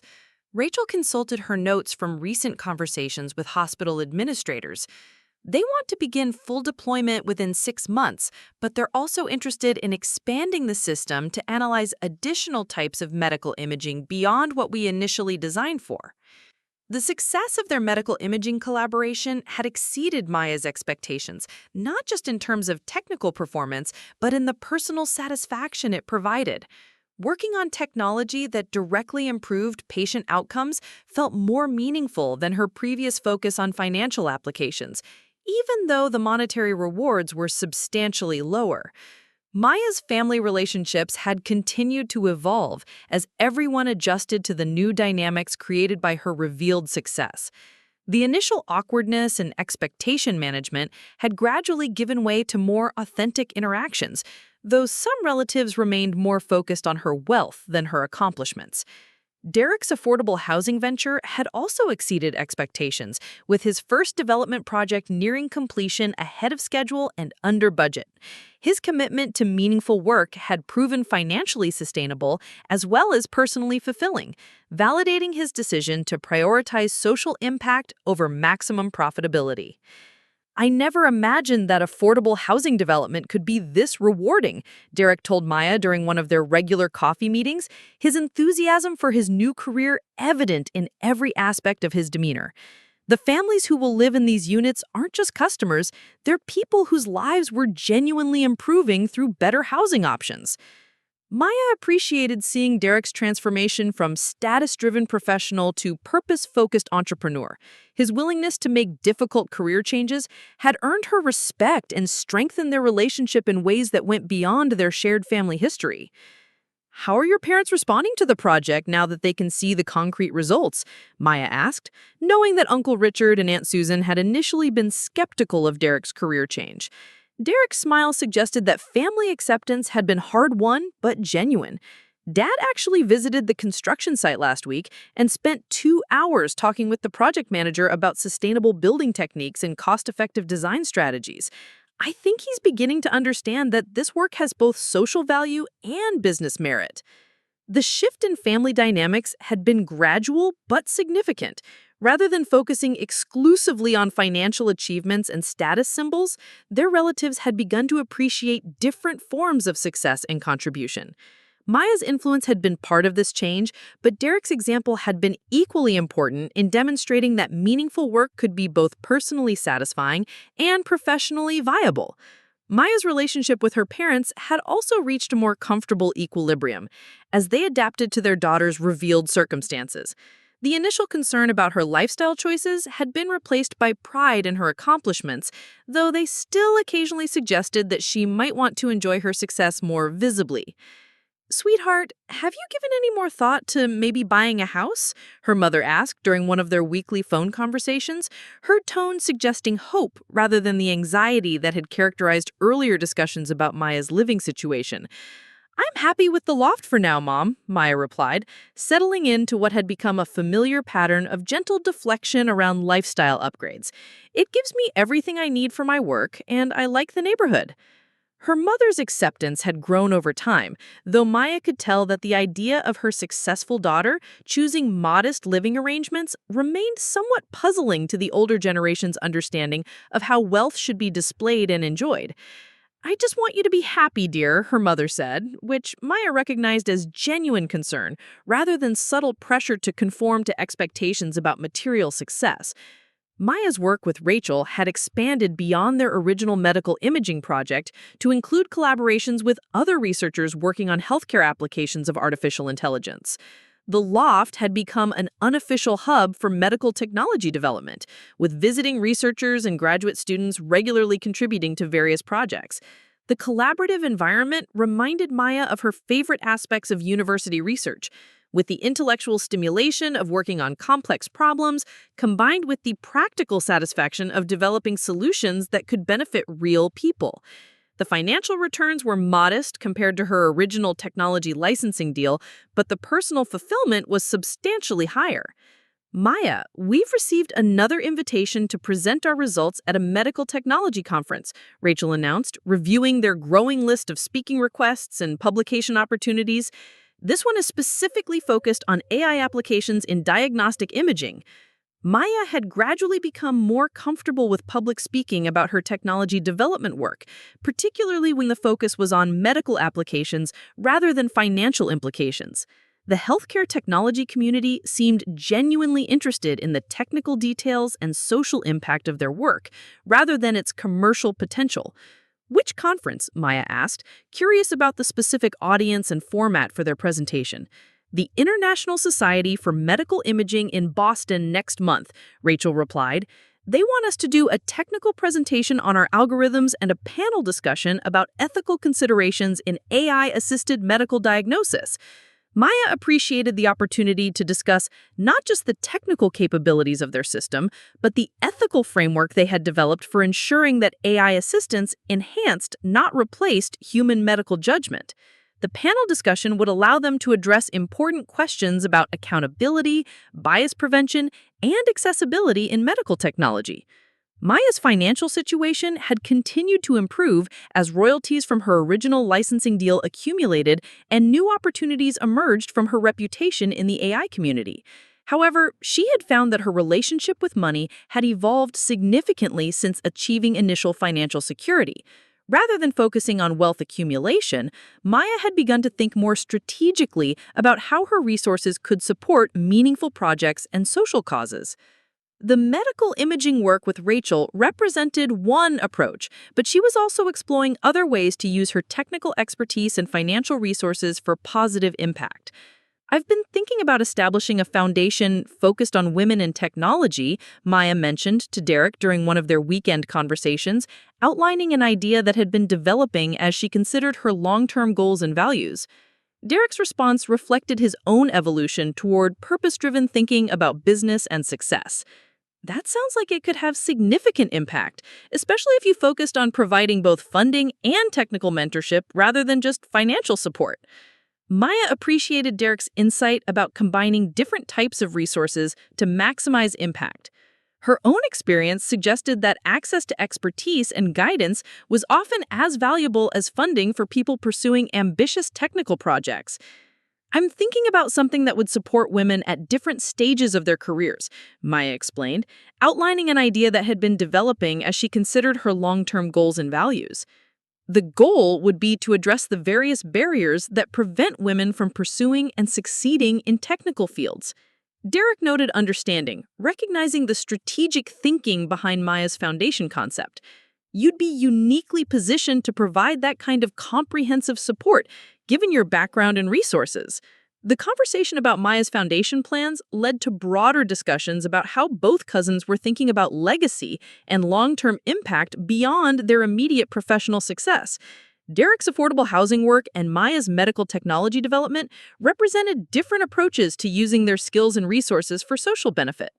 As spring arrived in Los Angeles, Maya found herself reflecting on the changes that had occurred since the night of Derek's engagement party, when she had finally revealed her true circumstances to her family. The transformation had been more complex and emotionally demanding than she had anticipated, but it had ultimately led to more authentic relationships and more meaningful work. Rachel knocked on the door of Maya's office within the loft, carrying a folder of documents and wearing the expression of someone with important news to share.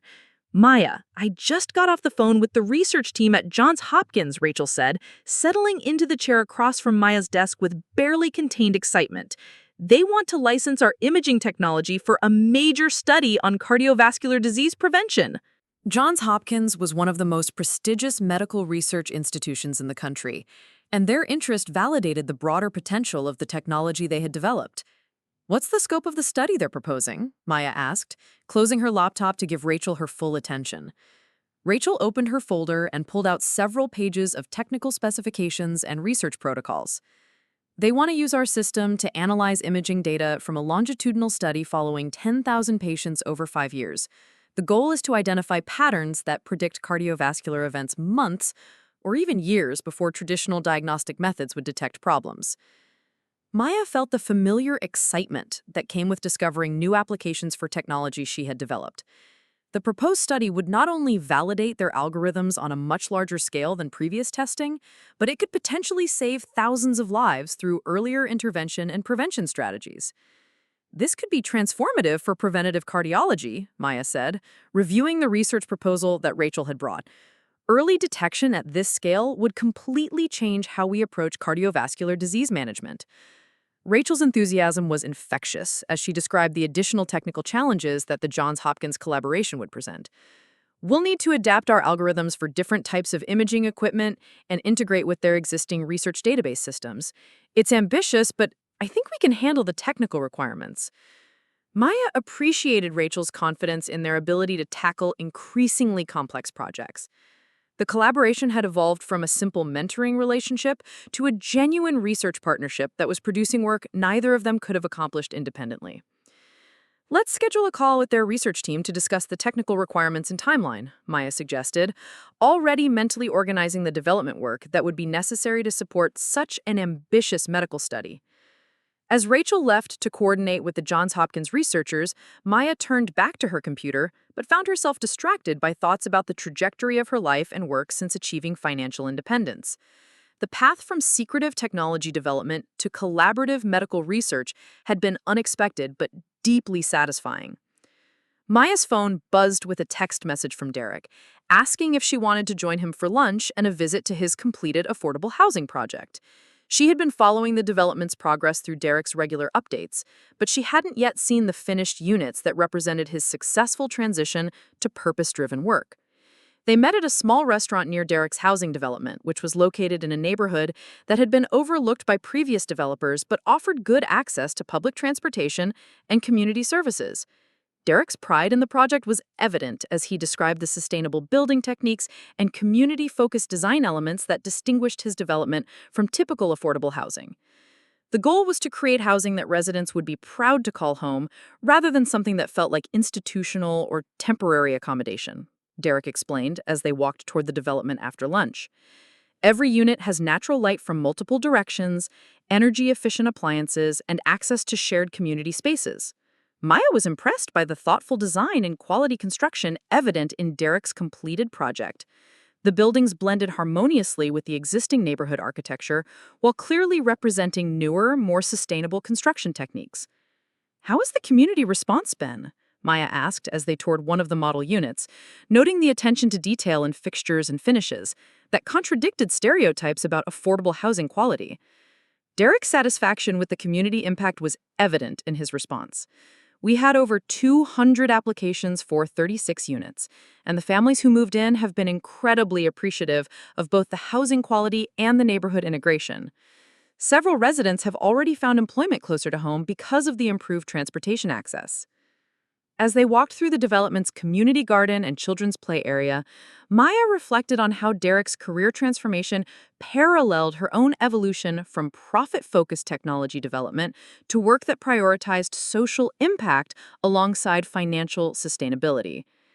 "Have you been able to secure funding for additional projects?" Maya asked, knowing that Derek's success with his first development would determine his ability to expand his affordable housing work.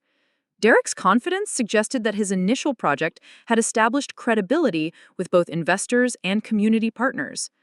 "We're breaking ground on 2 more developments next month, including one that will serve seniors and another focused on workforce housing for teachers and healthcare workers." Maya appreciated Derek's strategic approach to affordable housing development, targeting specific community needs rather than simply building generic low-income units. His work demonstrated that purpose-driven business could be both socially impactful and financially sustainable. As they concluded their tour of Derek's development, Maya found herself thinking about the different ways that she and her cousin had both discovered more meaningful applications for their professional skills and financial resources. Their parallel journeys from conventional success to purpose-driven work had strengthened their relationship while contributing to their individual sense of fulfillment and accomplishment. The following week brought news that would fundamentally change the scope of Maya's medical technology work. Rachel burst into the loft's main workspace, holding her phone and wearing a stunned expression of excitement. "Maya, you're not going to believe this," Rachel announced, immediately capturing Maya's attention from the algorithm optimization work she had been focused on. "The Gates Foundation wants to fund expansion of our medical imaging technology for use in developing countries." Maya felt her pulse quicken as she processed the implications of Rachel's announcement. The Gates Foundation's involvement would not only provide substantial resources for technology development, but it would open opportunities to address healthcare challenges on a global scale. "What kind of expansion are they proposing?" Maya asked, though she suspected that the foundation's interest would focus on applications for resource-limited healthcare settings, where early diagnosis could have enormous impact. Rachel consulted her phone, reading from the email that had clearly been the source of her excitement. "They want to adapt our imaging analysis technology for use with lower-cost diagnostic equipment that's available in rural clinics and developing country hospitals. The goal is to identify diseases that are major causes of mortality but could be treated effectively with earlier detection." Maya recognized the technical challenges that such adaptation would require, but she also understood the tremendous potential impact of making sophisticated diagnostic capabilities available in healthcare settings that currently lacked access to advanced medical technology. "This would require us to completely rethink our approach to algorithm design and computational requirements," Maya muttered, already beginning to consider the engineering challenges of creating systems that could operate effectively with limited computing resources and simpler imaging equipment. Rachel nodded enthusiastically, clearly having given considerable thought to the technical requirements that the Gates Foundation's proposal would entail. we'd essentially be creating a new category of medical AI that prioritizes accessibility and simplicity over maximum performance. It's exactly the kind of challenge that could revolutionize healthcare delivery in underserved communities. The conversation about global healthcare applications continued for hours, with Maya and Rachel mapping out potential approaches to technology adaptation and deployment strategies that could make their diagnostic capabilities available in resource-limited settings around the world. Maya realized that accepting the Gates Foundation partnership would represent a fundamental shift in the scale and impact of her work, moving from local medical research collaborations to global health initiatives that could potentially save millions of lives through improved access to early disease detection. Rachel, I think we need to seriously consider this opportunity, Maya said, recognizing that the Foundation's proposal aligned perfectly with her evolving values around using technology for maximum social benefit rather than maximum profit. Rachel's agreement was immediate and enthusiastic. This is exactly the kind of work I dreamed about when I first got interested in medical applications of artificial intelligence. The potential to democratize access to sophisticated diagnostic capabilities could transform healthcare delivery in developing countries. As they began drafting their response to the Gates Foundation's inquiry, Maya reflected on how far her work had evolved from her initial focus on financial market applications. The journey from secret technology development to collaborative global health initiatives had been unexpected but profoundly satisfying. Maya's family had gradually adjusted to her revealed success and her choices about how to deploy her wealth and expertise. The initial shock and adjustment period had given way to genuine pride in her accomplishments and a growing understanding of her values-driven approach to both work and life. During their annual family Christmas gathering, held this year at Derek's new house rather than Uncle Richard's traditional hosting, Maya found herself surrounded by relatives who had learned to appreciate different forms of success and contribution rather than focusing exclusively on material achievements and status symbols. "Maya, Derek's been telling us about your medical research work," said cousin Jennifer, approaching Maya with genuine curiosity rather than the patronizing concern that had characterized their previous interactions. "It sounds like your technology could really help people who don't have access to the best medical facilities." Maya appreciated Jennifer's interest in the social impact of her work rather than its financial implications. The shift in family conversations from concern about Maya's career prospects to appreciation for her technical contributions represented a fundamental change in how her relatives understood and valued different types of achievement. The goal is to make sophisticated diagnostic capabilities available in healthcare settings that currently can't afford traditional medical imaging analysis, Maya explained, finding genuine pleasure in discussing her work with family members who were finally able to appreciate its significance. Uncle Richard joined their conversation, bringing his business perspective to bear on Maya's description of global health technology development.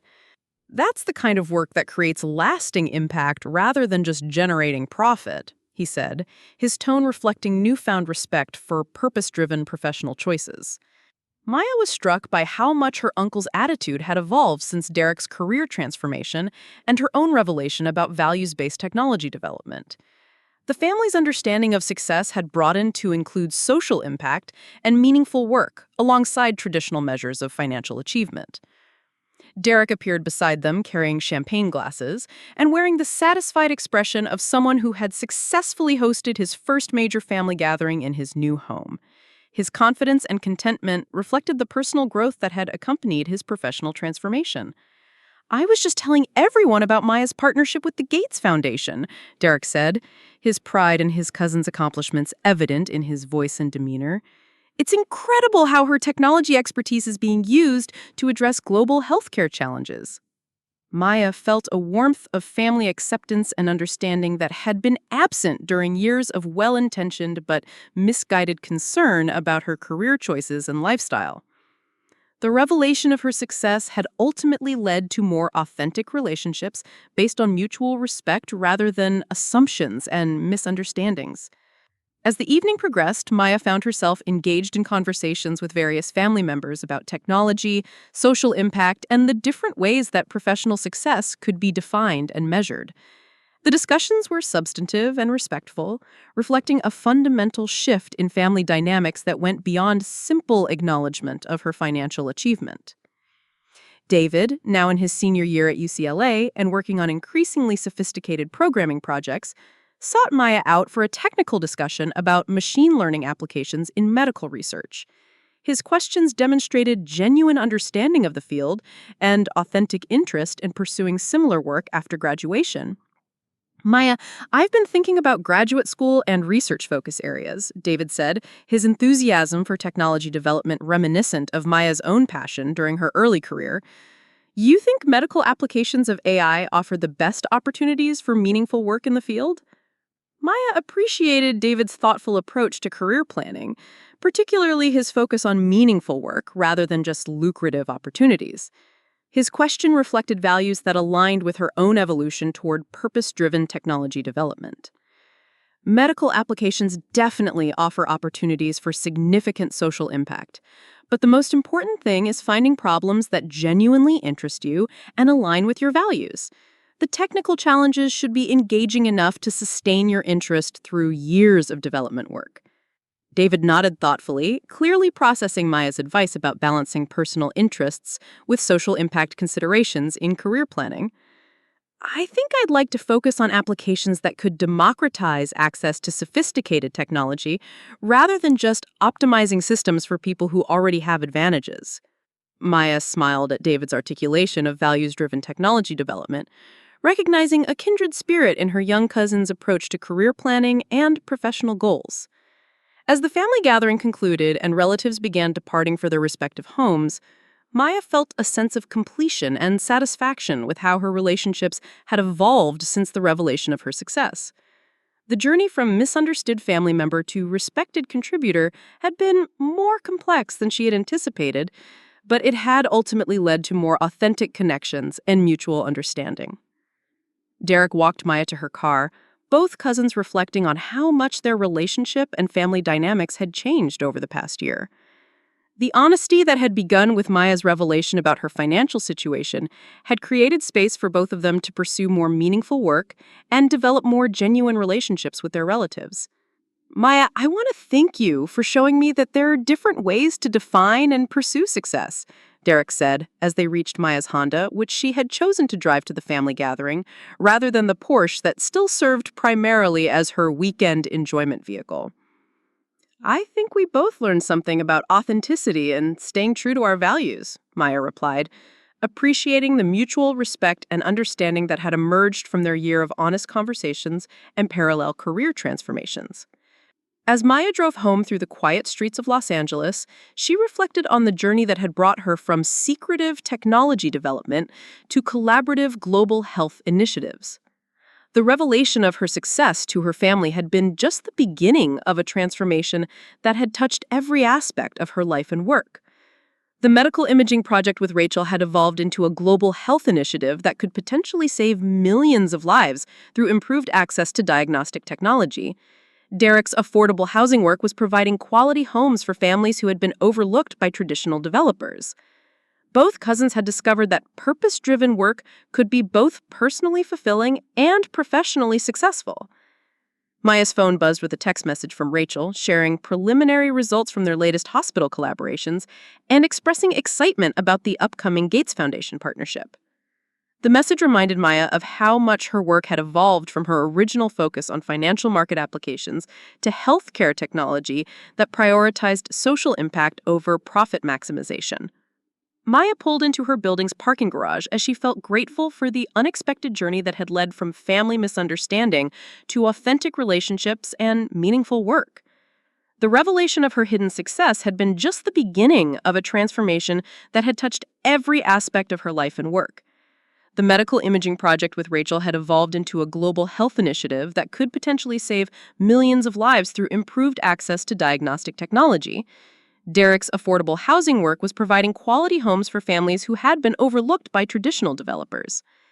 Both cousins had discovered that purpose-driven work could be both personally fulfilling and professionally successful.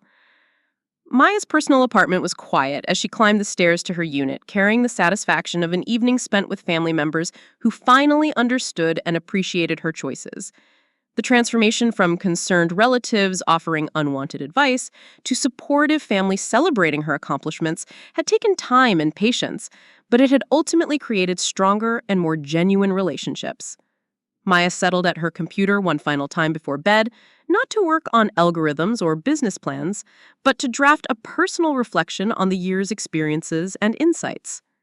The process of moving from hidden success to open authenticity had taught her valuable lessons about relationships, values, and the different ways that achievement could be defined and measured.